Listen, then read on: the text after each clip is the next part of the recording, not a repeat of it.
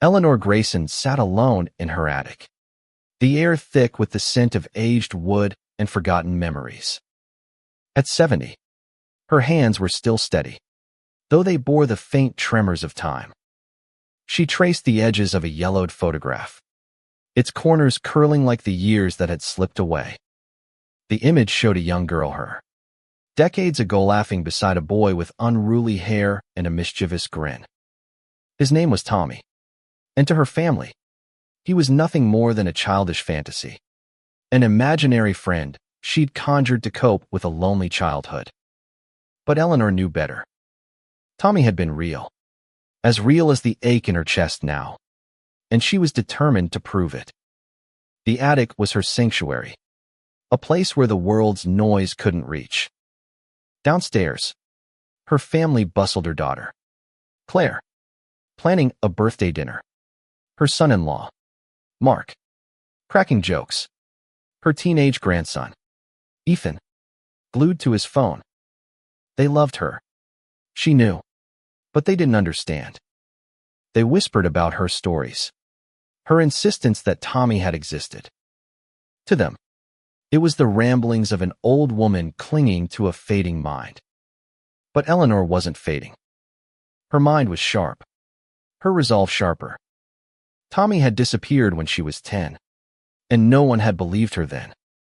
60 years later, she was done with their pitying smiles. She'd hired Vincent Caldwell, a private investigator, 3 months ago.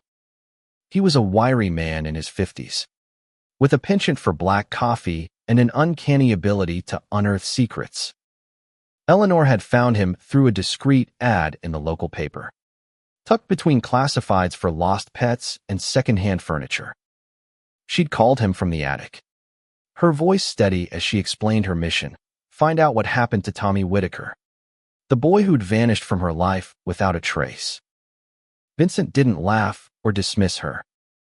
He listened, his pen scratching notes, and promised to dig. Tonight, Vincent was coming to her home. Eleanor had kept their meetings secret, slipping away to meet him at a diner on the edge of town. But now, with a lead he'd called significant, she'd invited him to the house. Her family would be there, unaware of the truth she was chasing. She could already imagine Claire's furrowed brow, Mark's awkward chuckle, Ethan's eye roll. They'd think Vincent was another figment of her imagination until he walked through the door. Eleanor tucked the photograph into her cardigan pocket and descended the creaky stairs. The house was alive with the clatter of dishes and the hum of conversation. Claire, her hair streaked with gray, was chopping vegetables in the kitchen. "Mom, you're up there forever," she called, her tone light but tinged with concern. "You okay?" "Fine, dear," Eleanor replied, forcing a smile. She didn't mention the attic or the photograph. She didn't mention Vincent. Not yet. Dinner was a warm affair, the table set with Claire's best china. Mark recounted a story from work, his laughter filling the room, while Ethan texted under the table, his thumbs flying. Eleanor watched them, her heart swelling with love but heavy with the weight of her secret. She'd always been the quiet one, the listener, but tonight she felt like a stranger in her own home.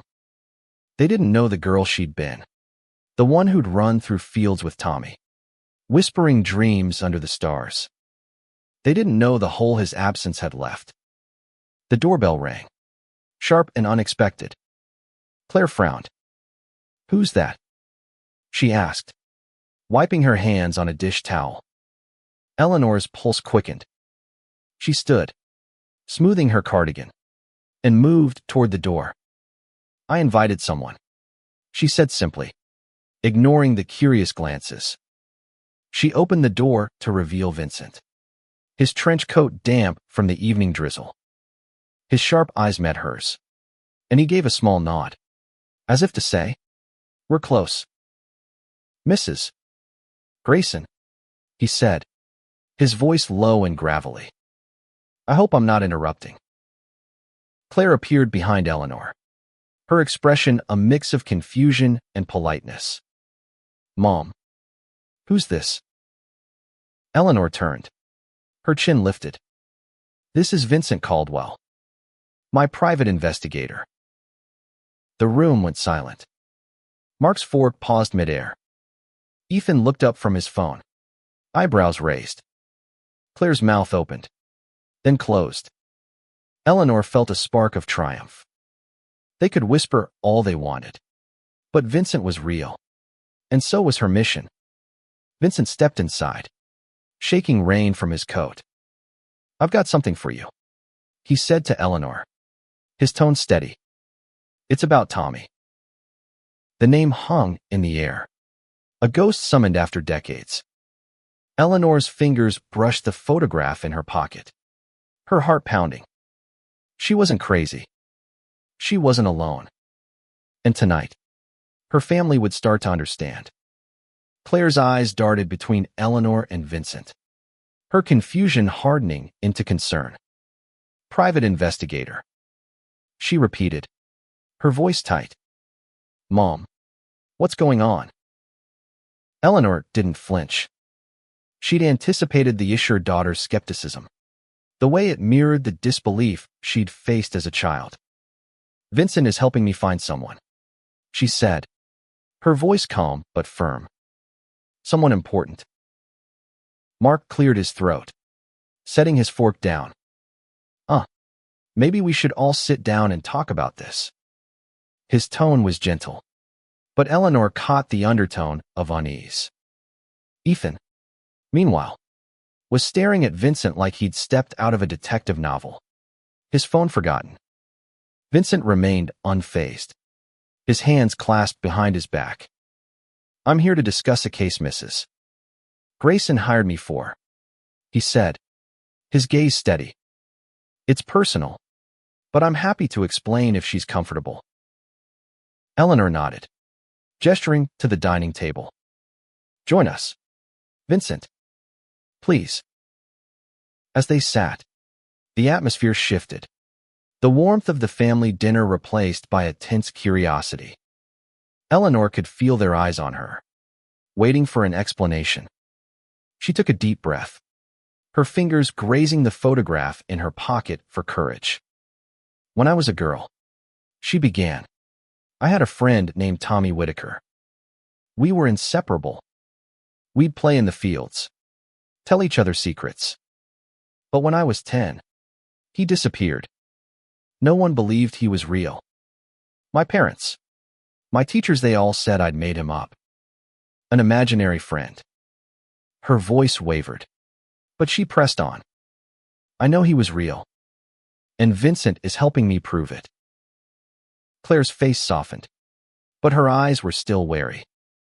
"Mom, that was so long ago. Why now?" "Because I'm tired of being dismissed," Eleanor said, her voice rising slightly. "I'm tired of people thinking I'm losing my mind. Tommy was real, and something happened to him. I need to know what." Vincent opened his briefcase, pulling out a manila folder. "I've been looking into Thomas Whitaker. Born 1955. Lived in Willow Creek until 1965. That's when he vanished from public records." He slid a grainy photocopy across the tableen old-school photo of a boy with unruly hair and a lopsided grin. Eleanor's breath caught. It was Tommy. Ethan leaned forward, his curiosity piqued. "Whoa, so this dude was real. Like, not just Grandma's imagination." Vincent nodded. "Very real. I've found evidence of his family, his address, even a few classmates who remember him. But the trail goes cold after 65. No death certificate. No relocation records. It's like he evaporated." Mark rubbed his jaw, glancing at Claire. "This is a lot. So, what are you saying? He just disappeared?" "Exactly," Vincent said. "And that's unusual for a small town like Willow Creek. People don't just vanish without a trace. There's always a story." Eleanor's heart thudded. She'd spent decades piecing together fragments of Memory Tommy's laugh. The way he dared her to climb the oak tree by the creek. The day he didn't show up. She'd gone to his house. A small clapboard cottage on the edge of town. But it was empty. Her parents had brushed it off, saying the Whitakers must have moved. But Eleanor had seen the way the neighbors avoided her questions. The way her mother's voice tightened when she mentioned Tommy. "I need to know why," Eleanor said, her voice barely above a whisper. "I owe him that." Claire reached for her hand, her touch hesitant. "Mom, I believe you want answers. But are you sure this is worth it? Digging up the past like this?" Eleanor met her daughter's gaze, her eyes fierce. "It's not just the past. It's my life. It's who I am." Vincent cleared his throat. "I have a lead. A woman named Margaret Hensley, a librarian in Willow Creek back then. She's still alive. Lives in a nursing home about an hour from here. She might know something about the Whitakers. I'd like to take Mrs. Grayson to see her tomorrow." Claire frowned. "Tomorrow? Mom, you didn't mention any of this. Why didn't you tell us?" Eleanor's lips pressed into a thin line. "Because you wouldn't have believed me." The words hung heavy, and for a moment, no one spoke. Ethan broke the silence, his voice soft. "I think it's kinda cool, Grandma. Like a mystery. I want to know what happened to this Tommy guy." Eleanor smiled faintly, grateful for her grandson's curiosity. "Thank you, Ethan." Mark leaned back, his arms crossed. "Okay, let's say we go with this. What if you don't find what you're looking for? What then?" Eleanor looked at Vincent, then back at her family. "Then at least I tried. At least I didn't let him be forgotten." Vincent closed his folder. "I'll pick you up at 9. Mrs. Grayson. We'll get answers." As Vincent left, the house settled into an uneasy quiet. Eleanor returned to the attic, the photograph in her hand. She didn't know what tomorrow would bring, but for the first time in years, she felt alive, her purpose clear. Tommy was out there, in the shadows of memory, and she was going to find him. The morning sun filtered through the car windows as Vincent drove Eleanor toward Willow Creek. The road wound through rolling hills, the landscape achingly familiar to Eleanor. She hadn't returned to her childhood town in decades, but every curve of the road stirred memories running barefoot with Tommy, their laughter echoing through the fields. She clutched the photograph in her lap, her fingers tracing Tommy's face. What had happened to him? Why had no one cared enough to look? Vincent glanced at her, his hands steady on the wheel. "You okay, Mrs. Grayson?" "Eleanor," she corrected softly. "And yes, I'm just remembering." He nodded, his eyes returning to the road. Margaret Hensley's sharp for 89. She was the librarian when you and Tommy were kids. If anyone knows something, it's her. Eleanor's heart fluttered with hope, tempered by fear. What if Margaret didn't remember? What if the trail ended here? She pushed the thoughts aside, focusing on the rhythm of the tires against the pavement. Willow Creek hadn't changed much. The main street still had its faded storefronts. The old oak by the creek still stood, though its branches were gnarled with age. The nursing home was a low brick building on the outskirts, surrounded by manicured lawns. Inside, the air smelled of antiseptic and flowers, a sterile attempt at comfort. Margaret Hensley sat in a wheelchair by a window, her white hair pulled into a neat bun, her eyes bright despite her frail frame. "Mrs. Hensley," Vincent said, crouching slightly to meet her gaze. "I'm Vincent Caldwell, and this is Eleanor Grayson. We're here to talk about Willow Creek in the 60s. About a boy named Tommy Whitaker. Margaret's eyes flickered with recognition, and Eleanor's breath caught. Tommy, Margaret said, her voice soft but clear. I remember him. Bright boy, always asking for adventure books. You were his friend, weren't you? She looked at Eleanor, her gaze piercing. Eleanor nodded, her throat tight. Yes. He disappeared in 1965. No one would tell me why. Margaret's expression darkened. That was a hard year for Willow Creek. The Whitakers, they weren't well liked. Tommy's father, John, was a drinker. Got into fights. People whispered about him. Said he was trouble. Eleanor leaned forward, her heart pounding. What happened to Tommy? Margaret hesitated, her fingers twisting in her lap. I don't know everything, but I remember the rumors. Some said the family left town in the night. Others said John did something to the boy. Something awful. Eleanor's blood ran cold. She'd known Tommy's father was harsh, had seen the bruises on Tommy's arms once or twice. But she'd been a child, too young to understand what it meant. Did anyone look for him? She asked, her voice trembling. Margaret shook her head. Not really. The sheriff back then, Bill Tanner, wasn't one for digging deep. If John said they were leaving, people believed him. Or chose to. Vincent scribbled notes, his face unreadable. Do you know anyone else who might remember? Someone who knew the Whitakers? Margaret thought for a moment. There was a teacher, Miss Clara. She taught Tommy's class. She's gone now. But her daughter, Ruth, still lives in town. She might have heard stories. As they left the nursing home, Eleanor felt a mix of hope and dread. Tommy's father. The thought that he might have hurt his own son twisted her stomach. She'd always imagined Tommy running away, starting a new life somewhere. But now, darker possibilities loomed. Back in the car, Vincent turned to her. Ruth Larson lives a few miles from here. We can visit her today if you're up for it. Eleanor nodded, her resolve hardening. I need to know.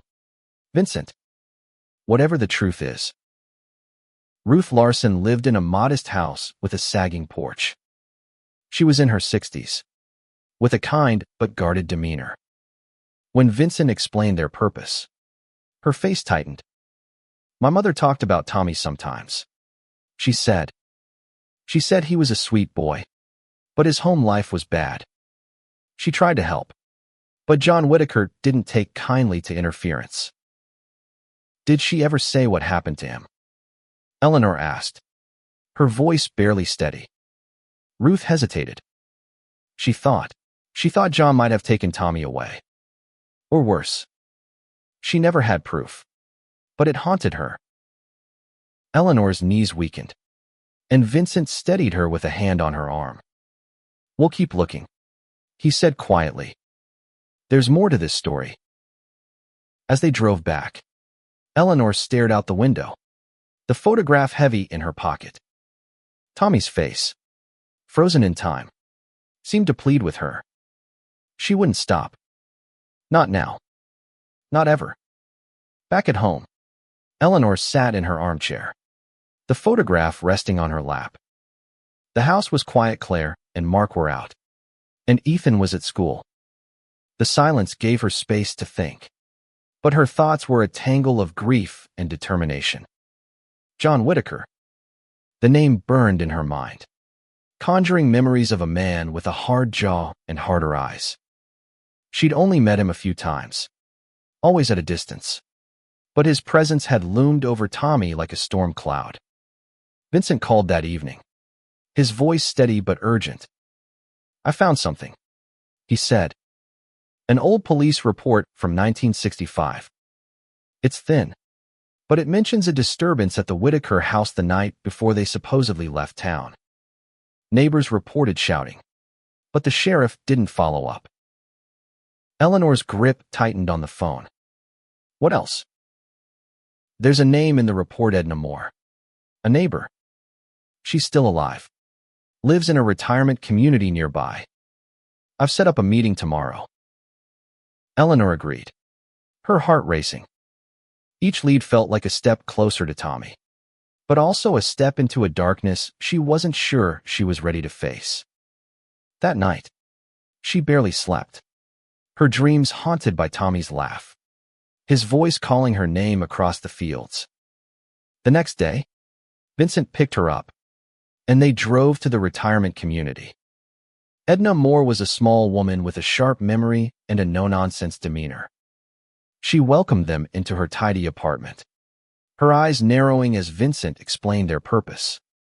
The Whitakers, Edna said, her voice clipped. Bad news. That family. John was a mean drunk, and his wife, Mary, was too scared to stand up to him. Poor Tommy was caught in the middle. Eleanor leaned forward, her hands clasped tightly. Did you see what happened that night? The night they left. Edna's gaze softened, but her lips pressed into a thin line. I heard it. Shouting. Crashing. I looked out my window and saw John dragging a suitcase to his truck. Mary was crying, but she followed him. Tommy. I didn't see Tommy. Eleanor's heart sank. You think John did something to him? Edna hesitated, then nodded. I always thought so. I told the sheriff, but he said there was no evidence. John claimed they were moving to Ohio, and that was that. I never believed it. Vincent scribbled notes, his jaw tight. Did anyone else see anything? Anyone who might know more? Edna thought for a moment.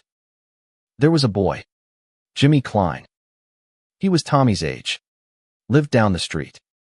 He used to hang around the Whitakers' place. If anyone saw something, it'd be him. Back in the car, Eleanor felt the weight of Edna's words. Jimmy Klein. Another name. Another lead. She glanced at Vincent, who was already typing on his phone, searching for Jimmy. He's in town, Vincent said after a moment. Runs an auto shop. We can see him now.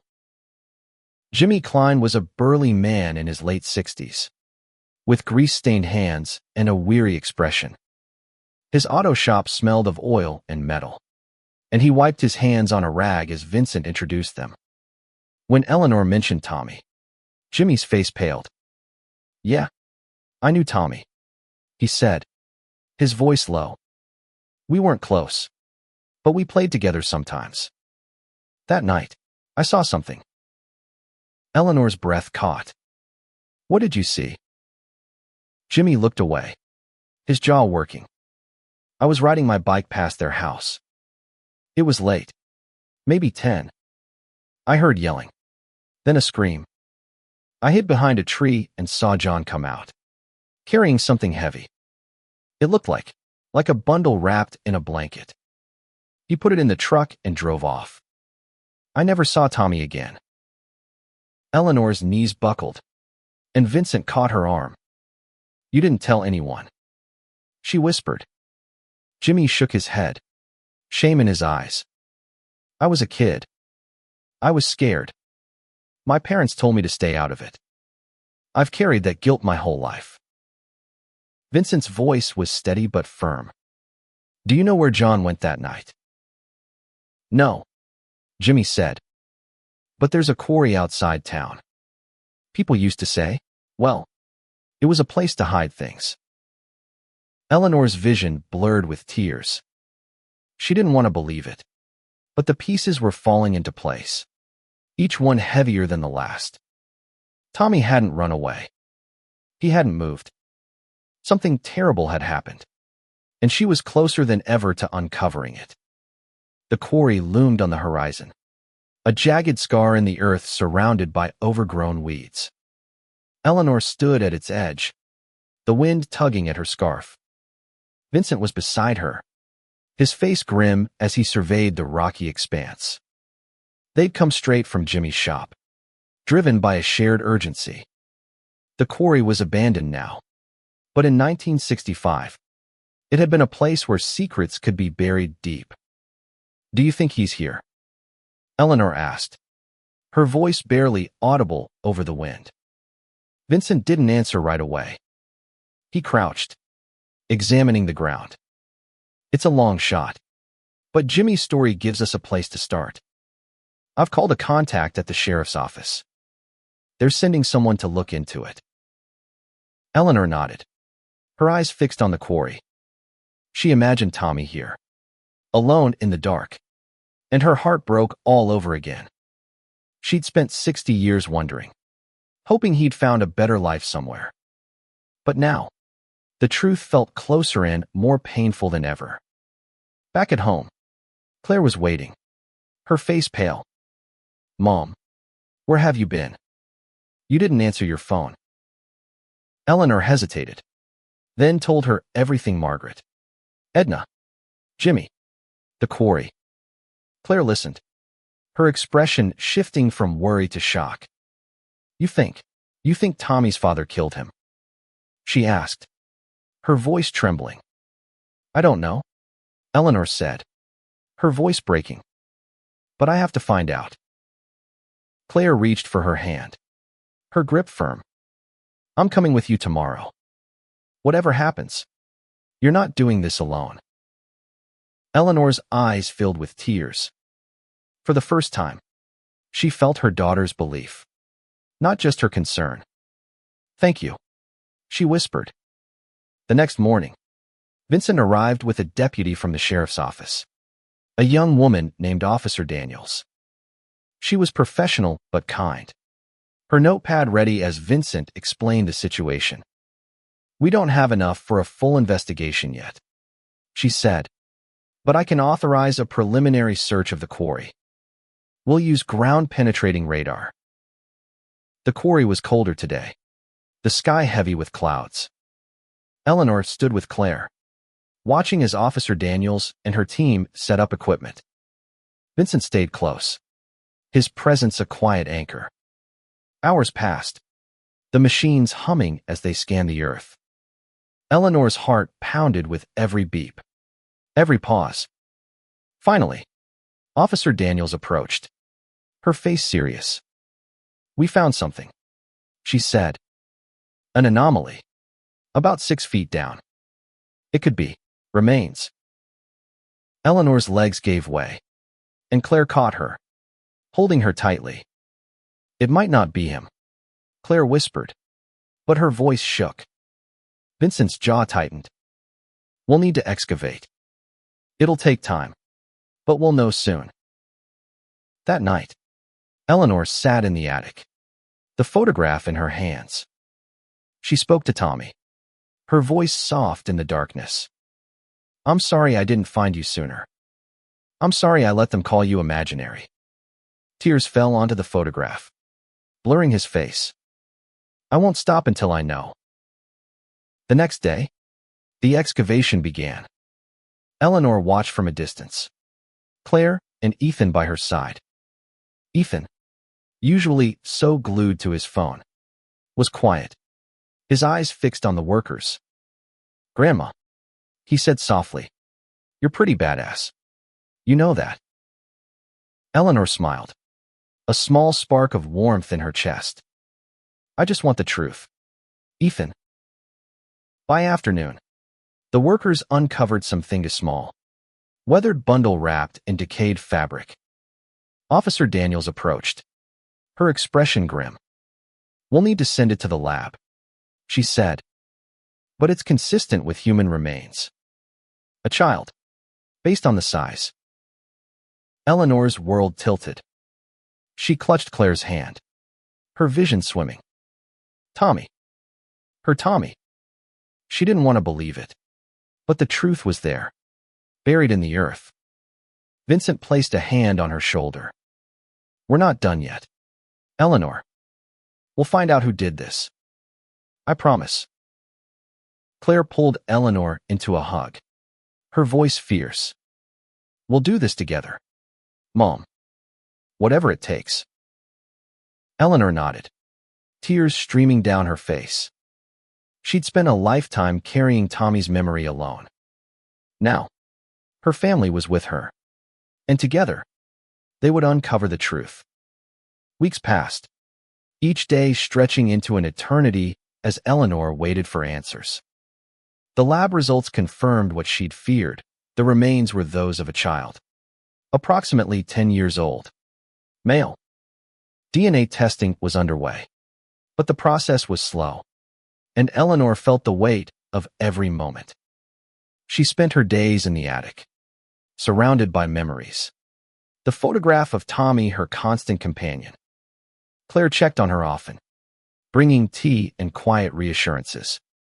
Ethan started spending more time with her, asking questions about her childhood, about Tommy. For the first time, Eleanor felt her family truly saw her not as a fragile old woman, but as someone with a story worth telling. Vincent called regularly, updating her on the investigation. John Whitaker had died in 1980, but his wife, Mary, was still alive, living in a small apartment in Ohio. Vincent tracked her down, and with Officer Daniel's help, they arranged a visit. Eleanor insisted on going. She needed to look into Mary's eyes, to ask the questions that had haunted her for decades.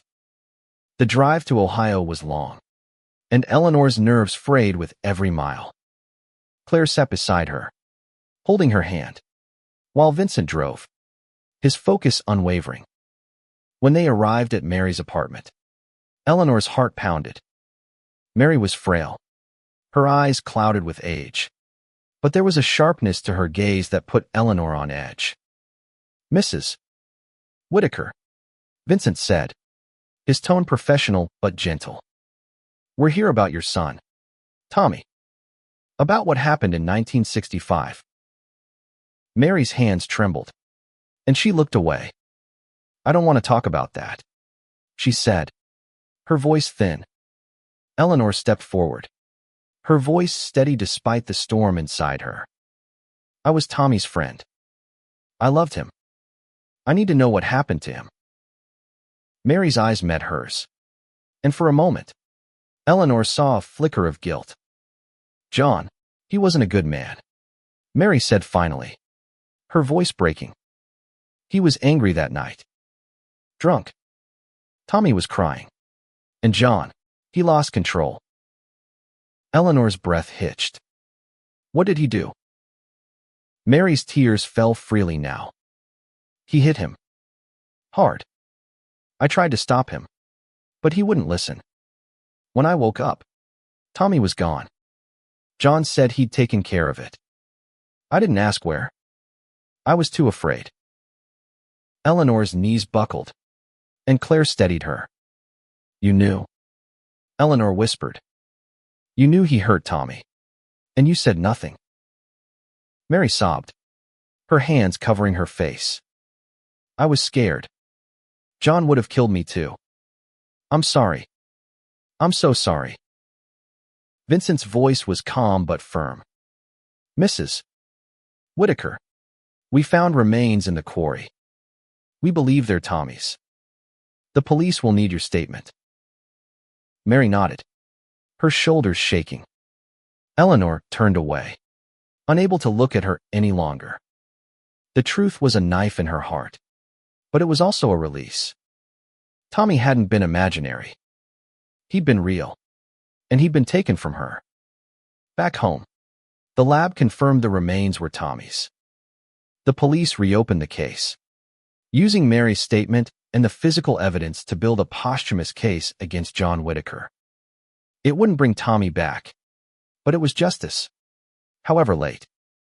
Eleanor held a small memorial for Tommy in her backyard, under the stars they'd once shared. Claire, Mark, and Ethan stood with her, their presence a quiet strength. She placed the photograph in a wooden box, along with a letter she'd written to Tommy, telling him she'd never forgotten him. "I'm sorry it took so long," she whispered, her voice breaking. "You were my best friend." As she buried the box, Eleanor felt a weight lift. She'd carried Tommy's memory alone for so long. But now her family shared it.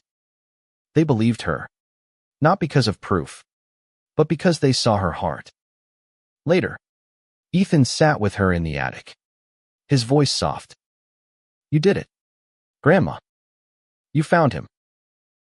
Eleanor smiled, tears in her eyes. "I did. And I found you all, too." The whispers about her imaginary friend were gone, replaced by a truth that bound her family closer than ever. Tommy's story was no longer hers, Allenite was theirs. A reminder that love and memory could outlast even the darkest secrets.